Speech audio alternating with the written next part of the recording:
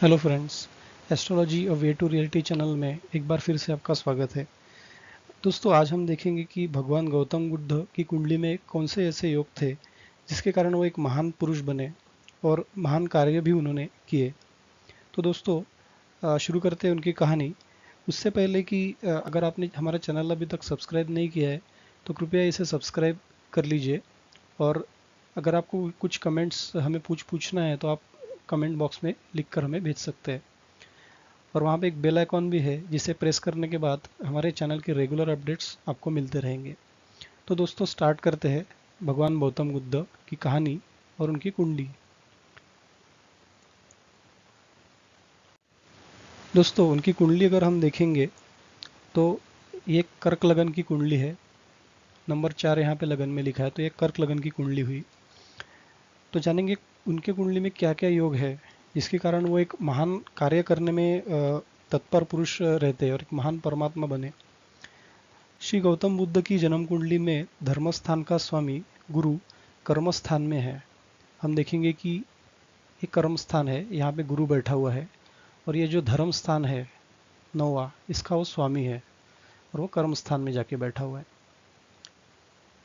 और कर्म स्थान में मंगल अपने ही क्षेत्र में मेष राशि में बैठा हुआ है। ये मंगल भी यहाँ पे मेष राशि में, मतलब अपनी ही राशि में बैठा है स्ट्रांग होके। वह अपने बुद्धि स्थान को 8वीं पूर्ण दृष्टि से देख रहा है।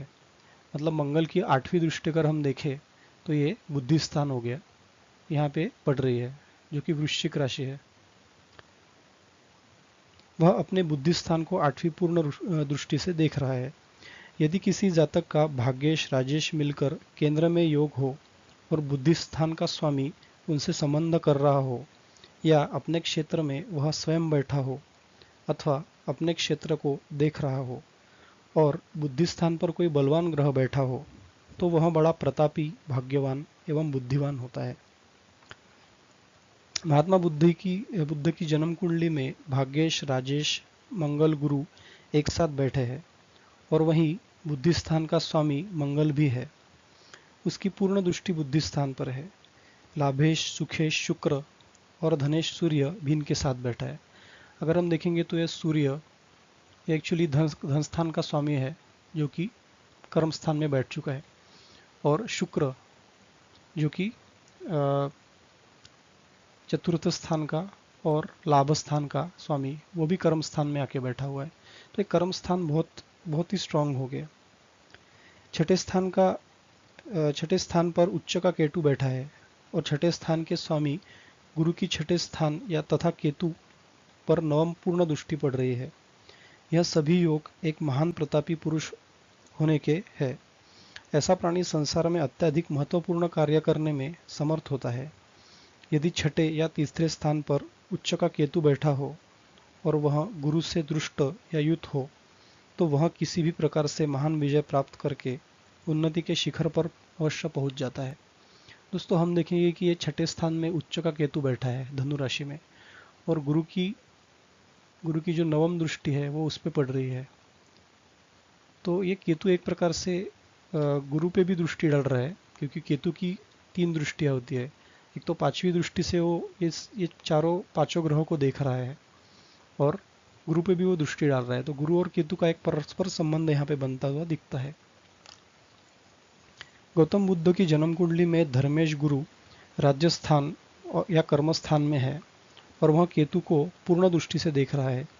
इसलिए उन्होंने धर्म और अहिंसा में उन्नति प्राप्त की, क्योंकि उनके समय संसार के अधिकांश प्राणी पशु बलिदान को ही भारी धर्म मानते थे। ऐसी अवस्था में उन्होंने संसार में भ्रमण करके अपने गरिमामय भाषण द्वारा लोगों को पशु हिंसा के मार्ग से विमुख किया। उनकी जन्म कुंडली में प्रभावशाली भाषण देने की महान शक्ति मंगल के कारण थी, क्योंकि वह पंचमेश होकर अपने स्थान को पूर्ण दृष्टि से देख रहा है। केतु और गुरु लोगों को अपने प्रभाव शक्ति में फंसा लेते हैं। गुरु, मंगल, सूर्य तथा शुक्र, ये पांचों ग्रह, और शनि के साथ में ये पांचों ग्रह राज्य स्थान पर बैठे हैं। लग्नेश चंद्रमा चौथे स्थान पर बैठने एवं चतुर्थेश शुक्र से दृष्टि संबंध करने से वह शांति के अनन्य उपासक हुए। ये चंद्र चतुर्थ स्थान में बैठा है और शुक्र और चंद्र की परस्पर दृष्टि हम लोग यहाँ पे देख सकते हैं। तो ये एक सौम्य और अच्छा शांति का योग बनता है। किंतु सप्तमेश और अष्टमेश बना हुआ नीच शनि नीच राशि का होकर दशम स्थान में बैठा हुआ है। ये शनि यहाँ पे मेष राशि में नीच का हो जाता है और नीच होकर ये कर्म स्थान में बैठा हुआ है, दशम स्थान में बैठा हुआ है। इसलिए उन्हें बहुत भ्रमण करके बड़ी कठिनाइयों से जूझना पड़ा। तो दोस्तों हम देखेंगे कि ये काफ़ी पावरफुल योग इनके कुंडली में दिख रहे हैं जो कर्म स्थान में बनते हैं। तो कर्म से एक प्रकार से उनका उद्धार ऐसा यहाँ पे दिख रहा है। और उनके मन में हमेशा जग कैसा है ये जानने की इच्छा शक्ति है, चंद्र के कारण हमको दिखती है।